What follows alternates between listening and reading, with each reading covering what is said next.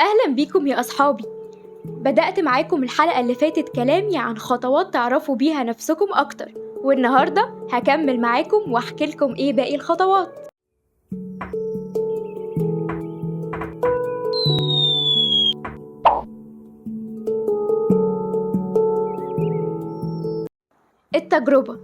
التجربة زي ما قلت قبل كده هي المكسب الحقيقي اللي بنتعلم منه أكتر.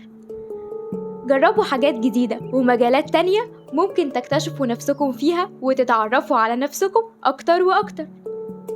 ودي كانت أول نقطة حبيت أبدأ معاكم بيها.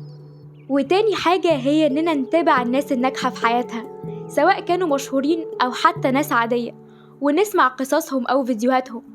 وحتى لو في أشخاص ناجحين إحنا نعرفهم وفي دايرتنا القريبة، مش هيكون في مشكلة لو سألناهم عن روتين حياتهم وإيه أهم النصايح اللي ممكن يدوها لنا وتناسبنا.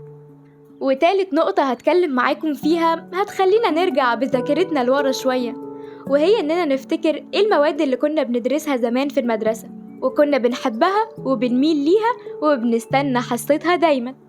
وعلى حسب كل مادة كنتوا بتحبوها ده هيساعدكم تعرفوا طريقة تفكيركم وشخصيتكم على المستوى العلمي.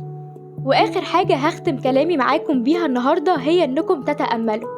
أيوة، التأمل والهدوء والتفكير الهادي في كل حاجة هيخليكم تحللوا كل حاجة حواليكم وتطلعوا الحلو والوحش فيها. وكمان لما تتأملوا وتفكروا هتلاقوا نفسكم بتصنفوا وتختاروا كل حاجة مناسبة ليكم. ودي كانت حكايتي معاكم وكلامي النهاردة في إنكم إزاي تعرفوا نفسكم أكتر.